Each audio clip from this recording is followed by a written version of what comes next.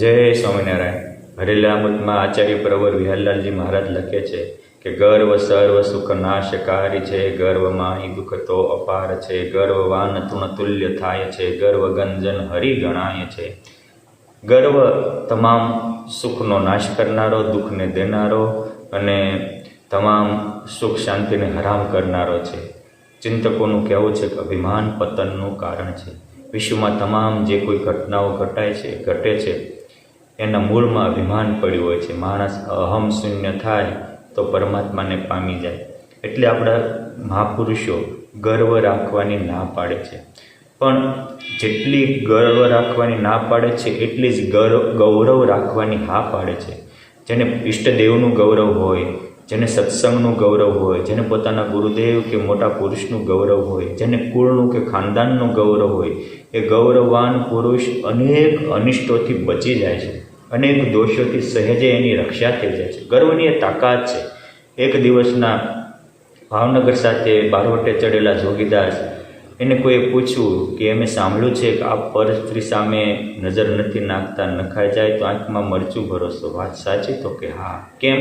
તો કે મારા ફઈએ મારું નામ જોગીદાસ રાખ્યું છે। હું મારી પર નારી સામે દ્રષ્ટિ જાય તો મારી નામ લજાય, નામનું ગૌરવ પણ એને કામાદિક દોષોથી રક્ષા કરે છે।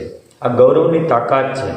માટે સુગ્ન માણસોએ હંમેશા ઈષ્ટદેવનું ગૌરવ રાખવું। સુરા ખાચરને આ ગૌરવ હતું તો જસદન નરેશ વાસુર ખાચરે એને અડધી રાતે એકાંતમાં પરનારીને એને ઓરડે મૂકી વેશ્યા જઈ અને દરવાજો ખોલતા પોતાના ચેન ચાળા કરવા લાગી। સુરા ખાચરે તલવાર ઉઠાવી, ખબરદાર કોને મૂકી છે? તો કે દરબાર મારી રક્ષા કરો, હું તો કોકના કહેવાથી આવી। સુરા ખાચર અડધી રાતે કોડીએથી ત્યાંથી નીકળી ગયા। ગઢપુર તરફ આવતા હતા। ભગવાન સ્વામિનારાયણ કે હાલો આજ તો એક કોઈ મુક્તરાજ ઈડળીઓ ગઢ જીતીને આવે છે। સુરા ખાચરની સામે ભગવાન સન્માનવા ગયા, પણ ઈષ્ટદેવનું ગૌરવ હતું તો અડધી રાતે એકાંતમાં સ્ત્રીનો યોગ થયો તો એ બચી ગયા। આ ગૌરવ માણસની સર્વ પ્રકારે રક્ષા કરે છે। માટે હંમેશા ભગવાનને મોટા સંતોનું ગૌરવ રાખવું। જેટલું આપણામાં એની ગૌરવ હશે એટલી એની ખુમારી રહેશે, ખુમારી હશે તો અનેક પ્રકારની વિકારથી આપણી રક્ષા થઈ જશે।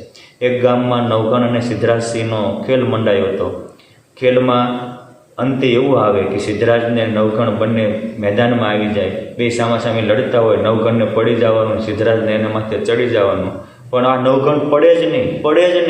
વાહિલાવાળાએ કીધું નવઘણ હવે પડી જા, નવઘણ પડી જા, નવઘણ પડી જા। ત્યાં પડતો છે ને, મારા હાહરાનું ગામ છે। હવે હાહરાના ગામનું ગૌરવ પણ એને જો રણ મેદાનમાં પડવા ન દેતું હોય તો પુરુષોત્તમ નારાયણનું જેને ગૌરવ હોય એ કેમ કામમાં પડી જાય, એ કેમ લોકમાં પડી જાય, એ કેમ માન કે પ્રતિષ્ઠામાં પડી જાય? માટે આ ગૌરવ રાખવું। એક યુવાન ભણી ગણીને હોશિયાર થયો, મોટો એન્જિનિયર થયો, નોકરીમાં કામે ધંધે લાગવા ગયો।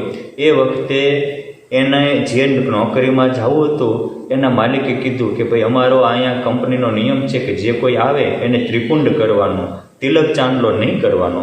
યુવાન કે ઓકે, હું તો આપ કહેશો એમ કરીશ। બીજે દિવસે ગયા, માલિકે પૂછ્યું કે ભાઈ આપણે નિયમ હતો કંઈ ત્રિપુંડ કરીને આવવાનું, તમે તો ઉર્ધ્વપુંડ કર્યું છે। તો કે જો માલિક ત્રિપુંડ કરીને આવ્યો છું। ક્યાં? એટલે પેટ દેખાડ્યું, જો અહીં કર્યું છે। કેમ? તો કે હું તમારે ત્યાં નોકરી તો આ પેટને ખાતર આવું, જે માટે કરું છું એ ન્યાય એને કરવાનું હોય।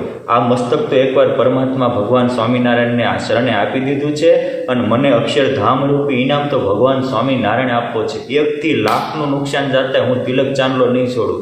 આ ગૌરવ વ્યક્તિની આવી રીતે રક્ષા કરે। માટે આપણે જિંદગીમાં ભગવાનને, ભગવાનના સંતનું ગૌરવ રાખશું, કંઠી તિલક કરશું અને પૂજાપાઠ કરશું તો પુરુષોત્તમ નારાયણ પગલે પગલે આપણી રક્ષા કરશે અને સર્વ રીતે આપણા આત્માને સુખ, શાંતિ અને આનંદથી ભરી દેશે। માટે વાલા ભક્તો, ગૌરવ છોડી અને ગૌરવવાન બનીએ તો ભગવાન પણ આપણા લાજ વધારશે। પોતાના જનની વાલે લાજ વધારી રાજ, એમ પુરુષોત્તમ નારાયણનું ગૌરવ રાખશે, એની લાજ પુરુષોત્તમ નારાયણ બહુ વધારશે। માટે આપણે લાજવાન, આબરૂવાન, સુખવાન, સંપત્તિવાન અને કીર્તિમાન બનવું હોય તો ઈષ્ટદેવ, સંતદેવ, ગુરુદેવ અને આપણા વડીલોનું ગૌરવવાન બનીએ। એ જ જય સ્વામિનારાયણ।